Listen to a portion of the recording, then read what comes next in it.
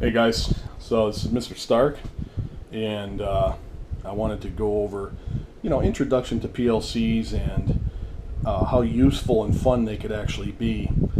Useful and fun so much that I actually built this personal trainer. So if you take a good look at this, it's nothing more than a 12 by 12 by 8 inch deep electrical junction box, and I put my own special touches on it. So, PLC, personal trainer, inputs and outputs, and I even put my little logo, Stark Industries. Kind of cool. And what I wanted to do is show you that once you have half a clue of PLCs, you'll start to see how versatile this thing actually is towards the end of our course. So I'm going to go over a few items that are on here. Before I open it up, I want to tilt it up, and as you can see, it stands up on its own. It's got a carry handle made out of EMT pipe right here. You can kind of get a close-up picture of it. I got my power cord velcroed to it so it's easy to carry. I also have a file that you can stick in it, where I took two covers from the junction box, kind of sistered them together with some nylon nuts so I can fit the projects that we make in our course in the back. And you can see from the back, it's just a junction box cover. And I put some reinforcing 4-inch square blank plates under the boxes so that it keeps it nice and stiff. So we got the projects created by me and some of the ones that were actually in our course. You can carry this and take it anywhere you need it. You can bring it home and make projects and practice different things and kind of theorize your circuits, make sure they work. Or you could pass this off to a friend that doesn't know how to do PLCs, and he could train himself because he has this at home. So we'll put this thing back down, we'll lay it down, show you a couple of the cool features that are in it. First thing, we'll open this thing up. I got one screw tightened right now just so it'd be quick. Slide this cover off, and the cool thing is I made enough room to put a laptop inside of it, because you do have to program it. So the cord comes out, laptop comes out. I even put some fire alarm 18 gauge solid conductor because it's easy to terminate. It's just a signal wire, so I put a little bit in there for small projects. I put a pair of strippers and a terminating screwdriver. And right now there's actually a project that's pre-wired in here, so it might appear to be a little bit clustered up for the moment because there is a circuit that's ran in here. So let me go over this a little bit so you can kind of get an idea of what I did here. So as you can see, if you're when you're going to learn this, PLCs is all about inputs and outputs, and inputs are basically switches that take a signal, send it to the mini computer or the PLC, and the PLC determines what it's got to do with it based on your program, and then will relay out an output out of the output side of the PLC. And usually outputs in the PLC world could be motors, indicator lights, solenoids, different things that are loads. And what I did in this one is I kind of went over the hill on this. So I have these little micro switches. These are limit switches. So I put 3 of these in here, and they're already pre-wired to a terminal strip, so I don't have to get to them.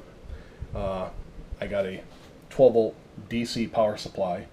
I'm actually using that to drive a siren, which is over here. I got a buzzer on the side of this, so if I have alarms in my circuits, I'll have a little buzzer. I've got some selector switches, as you can see here. Let me swing this around. I've got selector switches, so I've got a set of contacts there, set of contacts there on both of these. These are already pre-wired to a terminal strip as well. If we come around, you'll see I'm going to swing this around. Of course, PLC is all about really the industrial motor world, so I extracted 3 synchronous motors from microwave ovens. These are the little motors that turn the tray on the bottom of the microwave. And anytime I'd see a microwave on the side of the road, I'd grab it so I can take the limit switches out and these little motors, synchronous motors.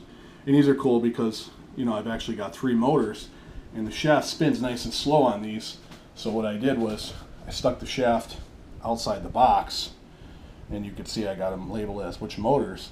And when they spin, I got these little taped flags that rotate so you know that the motor is running. Another thing that's obviously something that we need to have are indicator lights. So I've got 3 sets over here and 3 more sets over here to indicate more output status. Take a look inside the box. Let's come around this way. So we're looking at the front of the M221 Schneider PLC, and you know it's got a bunch of good functions on it, really. If we dissect this, we could really take a look at the features. It's got the run stop feature, so you kind of keep your program. It's got the spot where you put in your USB cord so that you can transfer your program. If you look very closely, and I know my light is not that great, you can see that these are your inputs, and we have 24 volt DC that is made by this PLC, and we use that to supply power to our inputs. We come down to the bottom. If you can get past this wire that's already here, it's actually the first lab.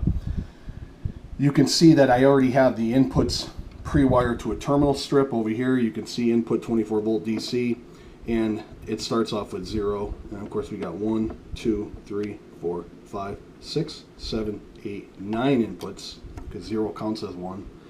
And the outputs, similar setup. If you look at what I have here, some of my outputs are 24 volts AC, and some of my outputs are 120. I wanted a little more versatility. But all in all, I have 1, 2, 3, 4, 5, 6, 7 outputs. And we know, the PLC world, you pay for inputs and outputs. So this is more than adequate for what we need to do for our labs and for a lot of machinery if you were to use this in a practical sense. So in my outputs, I made my first 4 outputs at 24 volts AC. My other 3 outputs I made at 120, so I can have a little more, versatility. If you swing around here, you can see that all my permanent wiring is kicked in the corner, so anytime I have to come off a terminal strip, it's very accessible. So my start-stop switches, if you look over here, and I'm sorry, my switch number 1, switch number 2, and my limit switches are all pre-wired on the bottom. So if I want to hit them, all I got to do is come off the tops of the terminal strips. So that makes that pretty flexible. I did leave a little bit of DIN rail so I can hook up a small cube relay base and another ice cube type relay base over here. And of course these are 120 or 24 volts. Over here you can see my motors. You can get down in there and you can see motors 1, 2, and 3 with the neutral.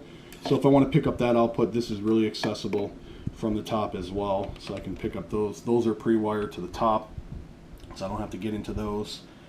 On a different note, if we flip this around, you're going to see that I already have a 24 volt light wired to this, but I also have an auxiliary setup. So if I need to steal 24 volts, I can steal it from here. If I need to steal 120 volts, I can steal it from here. And that might be just to feed commons on relays and such. Also over here I have another terminal strip that has my lamps. So here's lamp 1, 2, and 3, and lamps 4, 5, and 6. So very versatile. Once again, these lamps are 24 volts. And last but not least, I guess, there's my 24 volt AC transformer. So I need that to feed the coils of some of my relays. And then I have another terminal strip here that if I want to steal 12 volt DC, I could. And the output for my horn, all of which needs to be accessible.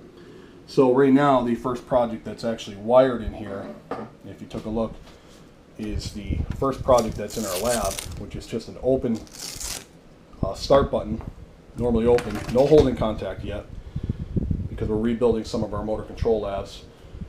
I'm going to plug in my trainer, stick that in there, and you'll see this PLC get ready to power up. Right now, you'll see some other videos where when you have that solid light not blinking, that's a good thing. Simple circuit. You can see that I came into this start button here. There's only 2 wires. So my got to press my start button to hold it, and my coil will be energized, and it's being energized through my output. So if you look at this blue wire that's connected to the terminal strip, it's connected to my first output, Q0.0 on my PLC. Very simple program, but it is the first lab, so we need to see how they work. So we come up, and once again I fed this set of outputs at 24 volts AC, so it's available when it comes out of the output. Q0.0 feeds my relay coil, and then my neutral home over here for my relay is going back home to my 24 volt neutral terminal strip. So we hit the start button, I'm holding it, and you'll see the status. The coil is energized, I'm holding the start button presently, but then you also see my input light, which is the top set of indicators. Input 0 is energized, letting you know there's that path of current made, and the Q0.0 output is also energized, letting me know that my coil should be activated, in which case it is. Pretty cool setup. It's very handy to be able to bring this home and create my own circuits here, so you'll see a mix of these on my YouTube videos or my personal lab, depending on where I'm at and what situation permits me to have a little more space. So hope you enjoyed this, and I'll catch you on the next video.